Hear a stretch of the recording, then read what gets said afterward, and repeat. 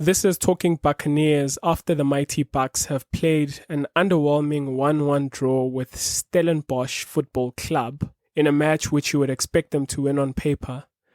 But we all know that matches are not won or lost on paper. Part of why we love this beautiful game is that the so-called lesser team, if they employ the right tactic, can win a match which the odds are stacked up against them. And speaking of tactics, my first impression of the formation we'd go on to employ, which was a 4-2-3-1 to my surprise, was that I thought that the technical team might have had one eye on the upcoming derby at the time of recording this, which is against Kaizer Chiefs in the MTN 8. I think because with the whole coronavirus and how that's affected the fixture congestion, which is going to happen or which is coming up with a lot of games played in the span of a week, maybe 3 games in a week.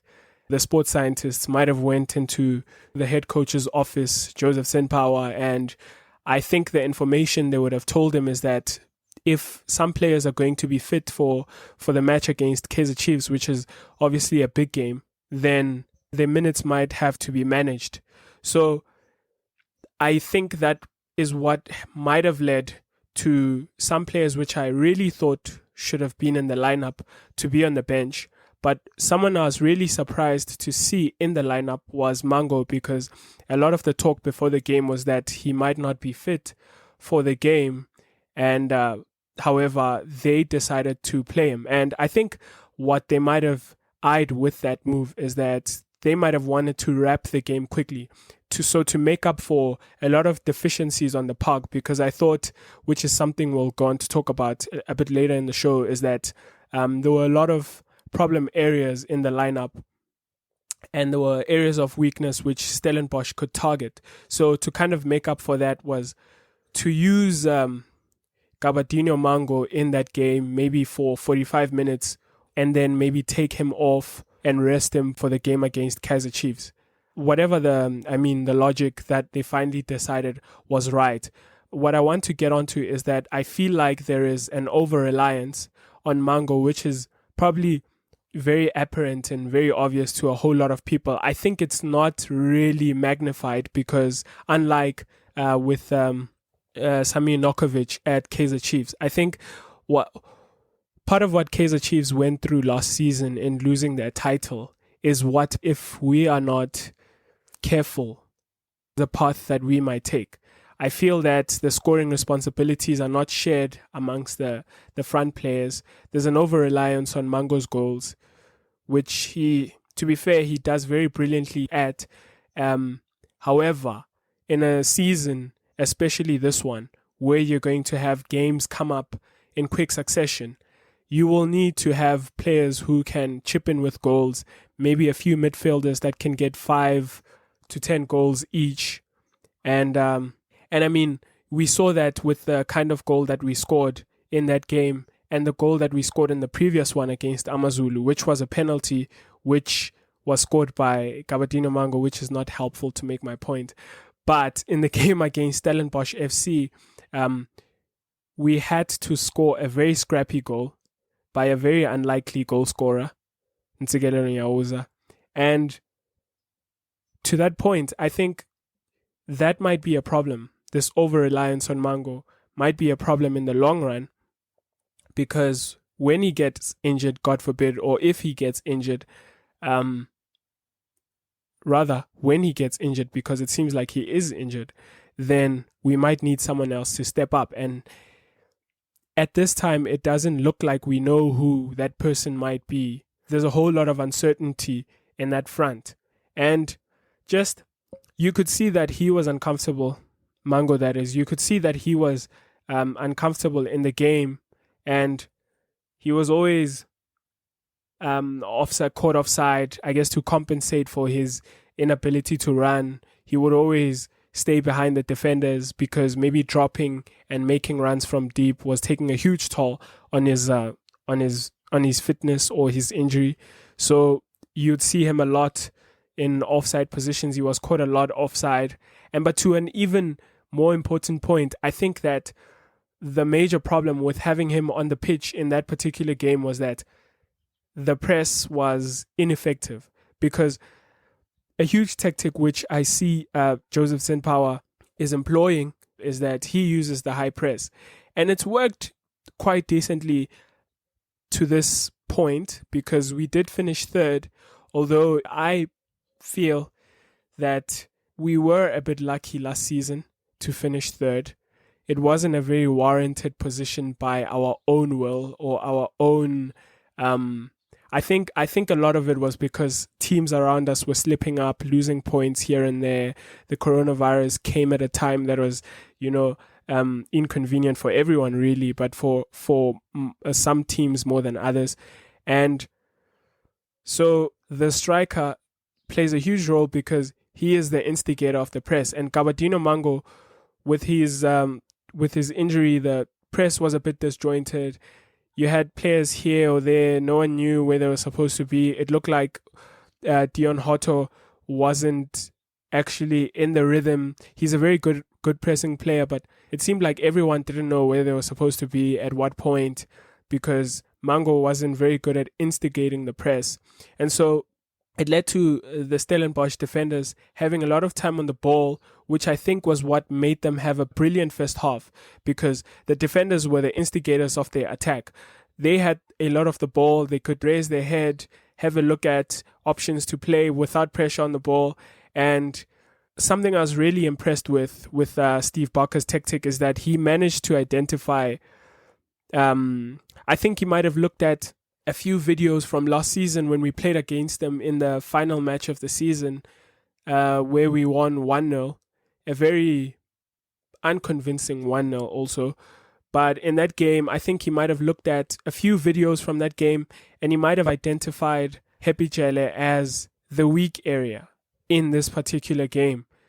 So what they were looking to do is they would isolate him with Dupreez in one-on-one situations for him to take him on for pace. And we saw it resulted in Thulani Hlatshwayo getting a yellow card when they tried to block him, which was a really helpful or very necessary yellow card that Hlatshwayo took, because if that had gone through, I think he might have scored, although Fori did make a brilliant save when Dupreez did go out one-on-one a bit later in the match. But I think that was kind of the trajectory that the game was taking, is that Stellenbosch would build up from the back, raise their head, and then they'd look to get the ball to that side where Dupreez would then take on one of the defenders one-on-one for pace, because we were playing a very high line initially, but as time went on, we began to drop a little bit. And one of the other things I was really impressed with was that they managed to spot the gap in between the midfield and the defense. This is partly because I feel that our midfield was really bad at blocking passing lanes when the Stellenbosch defenders were playing the passes, or the midfield was playing the passes. They're managing to get the balls through the lines with relative ease. And I think part of that, or maybe a few reasons why that is because, one, I think we do lack a midfield destroyer at the moment in the club. In the previous years, we'd have someone like Tandani Njumayelo. I think Jali at one point, he was that sort of a player, especially initially when he came to the club from Tuks. We had signed him as a midfield destroyer, and Isasa would do quite a bit of that, even though he was a bit of a box-to-box player, but he would do very well in the destroying front. I think Benson Mhlongo was also very good at that. Lihlohonolo Masalesa was really good at that. At the moment, I feel that we lack someone who's good at, reading the game, breaking up play, that type of a thing. Although Ben Mutwari is really good at playing deep as a midfield, I feel he's really good as a ball distributor around the field more than as a destroyer who reads the game and breaks up the opposition's play. And so to the other point that I want to get to, I feel that there was a lot of water carrying that was done by Mutwari for Makaringe in midfield, who's someone that I still have a huge question mark over. It seems like Joseph Sendpower is a huge fan of him, but to this point, I really do not know what position Makaringe is really good at. I feel that he is bad at doing box to box, let alone defending. But I think when he's given the role to do a box to box midfield, he's bad at that because he gets lost defensively. I think he gets caught ball watching, especially if you would have seen the penalty that he conceded versus Amazulu. I think the danger could have been cut out a bit earlier than when he had to commit the foul, which was a foul that I thought he shouldn't have committed. But because he was ball watching, he does get caught on his heels quite a bit when he's in defensive situations. Sometimes he's not that quick at distributing the ball. And so the team smells blood and they press us really high. So I think Makaringe was a bit of the problem in that particular game, especially because he was playing in a 2. I've seen quite a few games where Joseph Zinbawa has occupied him as one of the 8s in a 3, and I'll get on to talk about that too, because later on in the game we did revert to playing a midfield 3. However, I feel that when he plays in a 2, he tends to get lost, and the other midfielder tends to have to do a lot of water carrying for him in terms of helping him out defensively. And Stellenbosch did very well to identify that, because a lot of balls were played through, and what they then done is they pushed up Sinkala to go occupy the centre back so that they could feed the ball into the strikers and isolate the strikers with the defenders. A lot of balls were played through the lines because there was no midfield block that was blocking those passing lanes. There was a lot of freedom for the balls to be played into Sinkala, whom I thought had a brilliant game in terms of his hold-up play. I thought Skellum had a really decent game as well. Dupree's obviously had a very a good game. I think he had a good game from the match that we played against Stellenbosch at the very end of last season as well. And they would have looked at those videos, Steve Barker and his team, and thought Pirates is there for the taking if we press them high and, isolate them stride for stride with pace, because it is no secret that our defenders are quite a bit old in football years, and pace is not something that they are really gifted at. I think there's a whole lot of areas that our defense is good at, especially in the air. Even though the goal that we conceded against Stellenbosch was from the air, but I think it was just a matter of organization more than it is of our deficiency in the air. But I do think we are quite good in the air.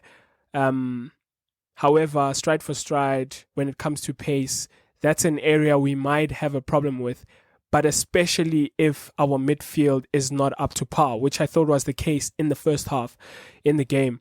The defenders had to revert to hoofing the ball upfield because there were not a lot of options in midfield. I thought Ben Mutwari did well. He was always an option. He always is an option. I think him and Ndlovu, when they play together in that midfield with someone else, I think they've done brilliantly so far, which is a bit of a shock at times when I see Ndlovu being played in different areas on the pitch, because I really think that if there are a few players that have been very stable, especially in recent times in our midfield, it's been Ndlovu and Ben Mutwari. And Mutwari was doing really brilliant at picking it up on the left, spraying it to the right, picking it up here deep, getting it to Makaringe, and then going off into attack. But I think the problem with the attack that I had in that particular game is that I feel that we did not have combination play going forward.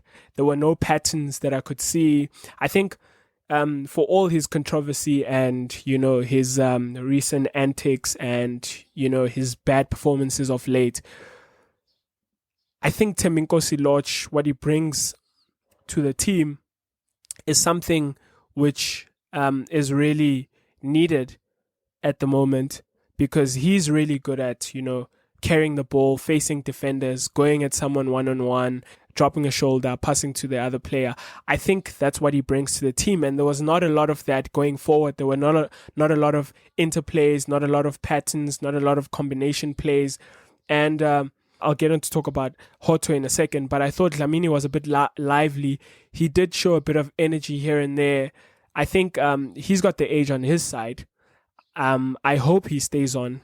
He stays in the team for some time, because he's someone I'm very interested to see how he develops over time. I love his energy. I love his application in the game. I love his vision. I think he's quite powerful, although really young and not that big in terms of stature. But I think he does bring a lot of power in just how he attacks the defense of the opponents with the ball or without the ball. I think he makes some clever runs. He's got a lot of energy. However, someone I was not particularly impressed with was Dion Hoto. I'm really, really underwhelmed with his what he brings to the team. I know the argument might be that it's still early on, he might need to adjust, but I feel that he's someone who really wants to play the ball on the ground, have interplay with a teammate, play certain patterns and all of that. He's someone who typically wants to hug the touchline and get the ball in the box in terms of a cross or a high cross or a low cross, which is something that I think is a valuable asset in the team. But the problem that I have with that is if we play Paseka Marco on the left wing back or left back, because typically I think he's a defender convert who was a midfield, as we see with a lot of players in the game right now playing at side back, is that he's someone who might say that he was a winger or a striker in his younger development years, but he's been converted into a side back because of the demands in that wide forward position. As with someone like Lodge, you expect someone creative to play in that position.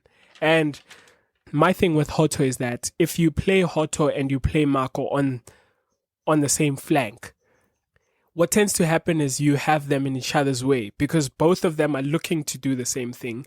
And so you rarely have someone shift inside while the other provides width. So you have both players going wide, and so you have two players on top of each other, figuratively, going at the touchline, approaching the touchline with their left foot, looking to get the ball into the box.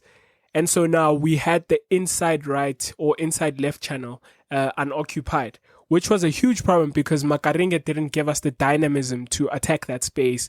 Because what you'd expect is if you play someone on the left wing and you require of them to hug the touchline, is that the midfield 3 or the midfield 2, depending on the formation that the team is playing, is that the midfield or the striker is someone then who would have to occupy that inside left channel. And what tended to happen in that game is that you'd have Mango drift out wide to try and provide options for Hoto, and sometimes Hoto would cross the ball into the box, and there was no one there because Pule is not someone who will get on the end of things inside the box, and Dlamini was playing a bit as an auxiliary midfielder / auxiliary striker, and so his runs, although he made some few runs into the box, they were a bit late and they were not of an instinctive striker like someone like Mango or Nukovic or a typical striker who knows where to be in the box. And so there was a lot of crossing, block crosses, and it didn't help that Stellenbosch had 3 central defenders. Robin Johannes, someone who's very experienced at that, someone who's very good in the air, and it was a strange approach to try and cross the ball into the box. And one of the other things that I felt was a problem in that first half was that there was no width on the right. As we all know, Ntsikelelo Nyawoza he scored the goal to put us in front, and he's a good defender. However, something he doesn't give us when we play a back four is that if you play Ntsikelelo Nyawoza on the right and you play Vincent Pule on the right as well, then you do not have width because Nyawoza is not someone who's going to, run up and down that right flank. He's someone who typically will want to switch on defensively first, mainly because I think it might be his game naturally, but I think the fact that he's been playing at centre back for some time now is that his instinct is to tuck in and protect the goalkeeper, protect the defense first. And Vincent Pule is someone who wants to cut inside. You saw it happening quite a few times in that game, in games that have passed last season. And he's someone who's really good at taking the shot on, cutting in with his left foot, taking the shot on. And he's not someone who's going to give you an option out wide. And I thought that was another problem because we were not able to stretch that defense. We were not able to move the ball side to side, to the right, to the left, and open spaces in between by stretching them out wide. But I was really impressed because at halftime, the technical team, I don't know whether it was a tactic or because I really do feel that some players were benched, or we used that formation because they might have underestimated Stellenbosch and thought we would get away with a mediocre Gear 1 performance. However, at halftime, we saw 3 players come on and a formation change. They introduced Thabiso Munyani for Dlamini. Hoto might have been replaced by Chukamanja, and Lepasa came on for Gabadinho Mango. And there was a formation change where you had us playing now a 3-5-2, with the back three being Happy Jello on the left centre back, Tulani Hlajwayo at central defence, and Sigelelo Nyauza in that right centre back channel. And then you had the wing backs being Paseka Mako and Thabiso Munyani on the other flank. And the 3 in midfield were Mutsuari as the holding midfielder, and you had Makaringe and Vincent Pule playing as number 8, and Terence Chukamanja was playing in that number 10 position, playing off Lepasa as the striker. And I thought those were really good changes because, firstly, what I really liked is that Lepasa came on as with, if you remember last season's game against Supersports United, where he came on as a substitute at halftime in the second half, for Gabadinho Mango, who was enduring a goal drought at the end of last season. Lepasa came on for Mango as a substitute in the second half, and he was really an impactful substitute because of the energy that he brings, his presence, his height, and just the press and not allowing the Stellenbosch defenders to play it out from the back. And I thought Chukamanja was also really helpful in that because the front 2 were now pressing that defense. They were not able to play the ball out as they wished, and so what they resorted to do is to play balls very early on, and we started to grow in the game. And I thought the other thing that I really liked is that Thabiso Munyani gave us a lot of width on the right side. He was playing in that right wing back / right midfield position. You know, we were starting to stretch them, opening channels in between by moving the ball side to side. And I thought there was a bit of an up in tempo in the way that we were passing the ball because we now had an extra man in midfield in Vincent Pule, which I think a lot of people might argue with me over this one, but I think he might be better off playing as an attacking midfield more than a wing. I think he's someone who might admit that he wants to play more in the center just because of his natural instinct or preference to unleash a shot and have a go on goal.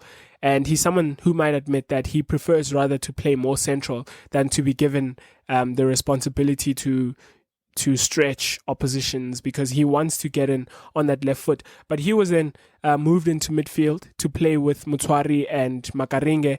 And the result of that was you started to see Makaringe growing in the game because there were numbers in midfield now. We started to outnumber Stellenbosch in the midfield. There were a lot of passing lanes that were starting to be blocked in terms of passes that Stellenbosch wanted to play through the midfield, which were the threat in the first half. And we started to grow in that.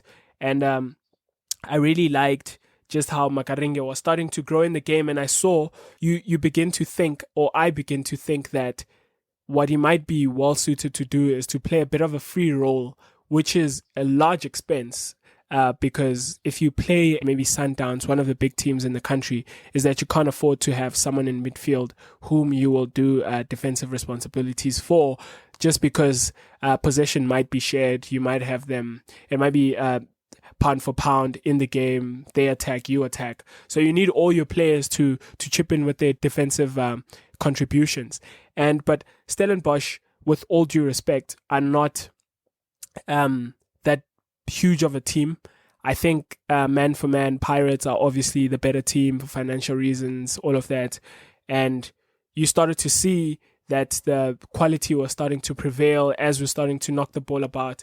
And they were also starting to tire, especially around the 60th minute mark. You started to see their team dropping back a few meters every time. And we had now our defenders having a lot of space to play the ball from the back, which makes them look good, to be honest. I think we have decent ball players. They're not the best ball players in the league. However, I think we've got really, really decent ball players. I think Happy Jale, with his experience from right back, he's someone who's quite decent on the ball. I think he's someone who's really good at stepping into midfield with the ball every now and again, and looking to break a line, go through a line of press, the first line of press, step into midfield, then play a pass, which is something that was starting to happen quite a lot as Stellenbosch was starting to step back with every passing minute, and you'd see the ball being sprayed from side to side at the back, trying to attract the attackers. And when Stellenbosch then substituted, they took off their front three, which I think was necessary, but it was their capitulation, which then gave the initiative to Pirates to go and win the game. Because the front three they then introduced, I don't think they were that relentless in the press. It's either that, or something I'm leaning towards is that they might have then feared to press the back line, because the risk you run with that is that if you do not win the ball, then there's a lot of space behind you. And I thought that was the reason why they were not pressing high, is that they wanted to make a block in midfield to prevent Pirates to get in the middle. However, the fact that we were knocking the ball with pace, with more urgency in the second half from side to side, the ball was going to Marco on the other side, whom I thought, besides the one mistake, which was a huge mistake, which led to a goal, I thought he had a very decent game. He's someone I like on the ball.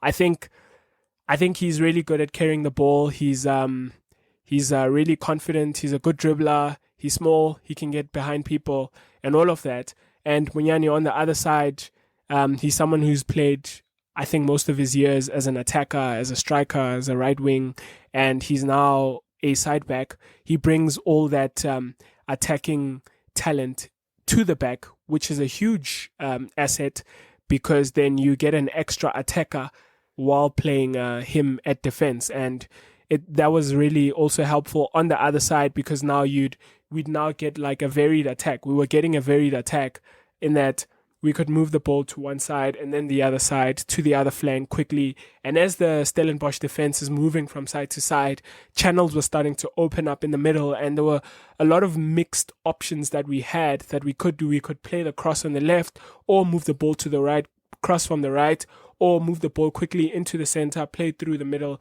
However, we were not able to create a lot of clear-cut chances. We did create a few opportunities. Lepasa's ball got cleared off the line around the 70th minute mark, and Tulani Hlajwayo had a header which went, I think, slightly wide. Jukamanja also, whom is someone I really love. He's someone I've not seen a great deal of at Bidvest Wits, but in the few occasions that I've seen him, especially at Pirates, the first game in the Cup and the game against Stellenbosch, I think he's somewhat in the ilk of what Teminkosi Lodge brings in terms of the interplay between the lines. He's someone who's willing to drop and pick up the ball, face the opposition, beat a man, play a short pass, get into space, get behind the opposition, which is something I felt that we lacked a huge deal in the first half. But in the second half, we started to look better because we were now playing the ball. There was a lot of interplay that was now happening. Vincent Pule in the midfield could now play off someone, take the shot on, and we did create a few chances, but unfortunately not enough clear-cut chances, and it did end as 1-1.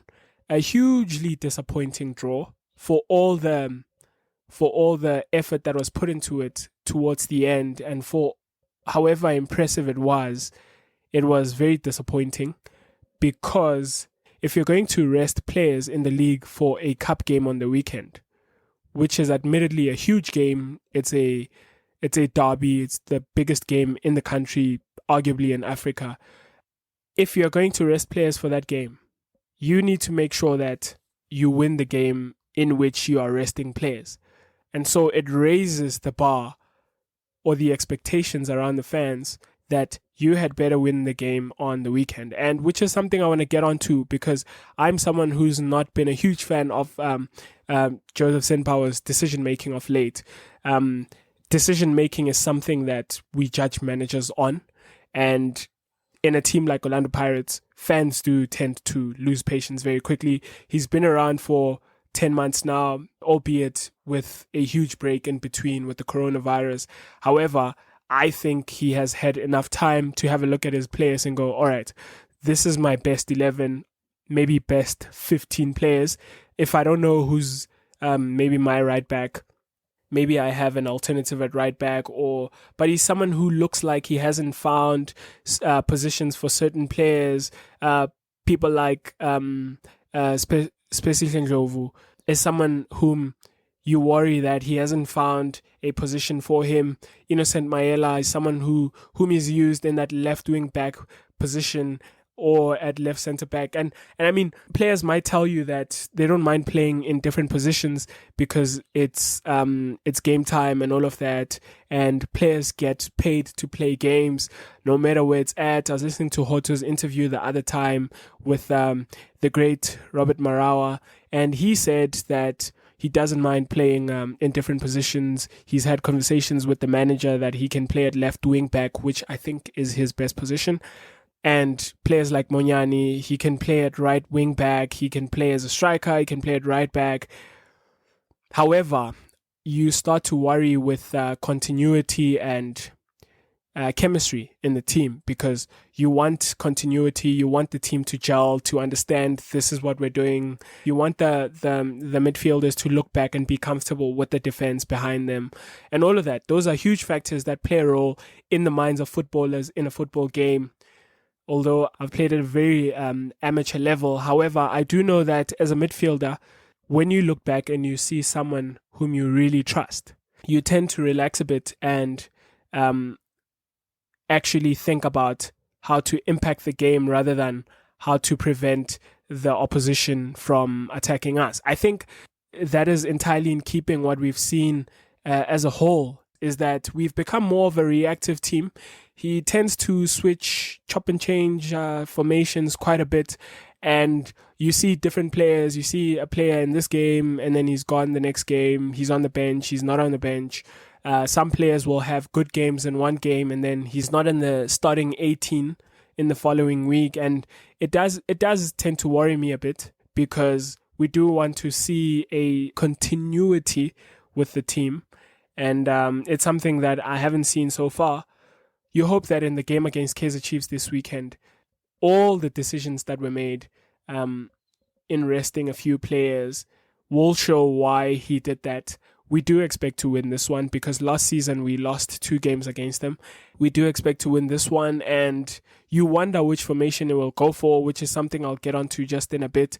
But I think he's someone who is starting to be under a bit of pressure to produce results. There's been quite a few, or maybe even a lot of draws since he's taken over, which is a point which should have been 3, and games which we were really dominant, and I think we were good at defensively, which is something that I think we are very stable at the back, although we do concede 1 goal here and there. But I think the back is a bit sorted. And the problem usually comes in chance creation, over reliance on Mango, and not having a fluent attack. Combination plays, patterns is something that I still think we have a problem with.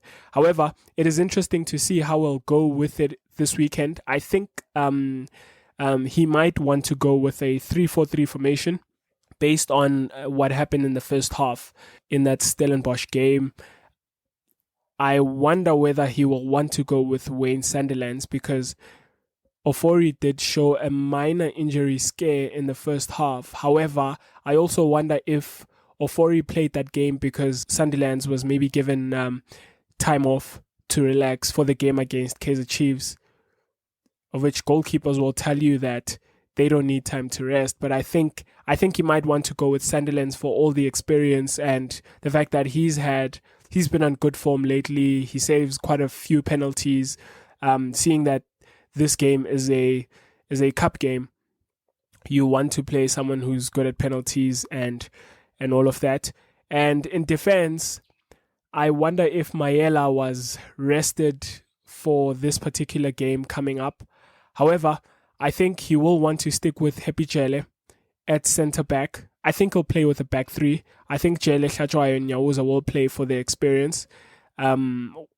They might struggle for pace against Kama Billiard, but I think it's a sacrifice you make to play experience rather than match the pace of Kama and struggle for naivety in the game. I think he'll go with the back three of Jele, Hlachwayo and Nyawuza. Monyani has staked a claim for himself at right wing back. I think he will start, provided Just is still injured. I think at left back, I worry about Paseka Mako's mistake and just his size, to be honest. I think he might want to go with Mayela just to give a bit of a surety on that left side. I generally don't agree with this, but I think he will go with Dion Hotto at left wing, which will be a huge contradiction for me. If you play Mayela, who's going to play left wing back, and Hotto left wing, is that, as I'd already mentioned earlier on in the show, is that they tend to be in each other's way. I think he'll go with a midfield two of Motshwari and Ndlovu, or at least he should, because Makaringe has played a full game and it's only just a few days before the game against Chiefs, so they might want to give him a rest. Maybe someone we might see in the second half, because he looks like someone Zinbauer and Fadlu Davids trust. He's someone that Fadlu Davids has worked with at Maritzburg United. He admittedly knows more than I do about Makaringe and what he can offer, but I think he's someone that should start on the bench for this one, for his fitness and just his application and contribution. I think Ndlovu is more of a stable option, and him and Motshwari in midfield with Monyani on the right wing back, and maybe Pule in midfield. But if he's not playing in midfield, I think Pule will play the right wing, and provided Mango is not fit for this one, I think we'll see Lepasa start that one. It has been Talking Buccaneers with me, Fumane Musisinyane. Have a wonderful time supporting the Mighty Bucs. Cheers.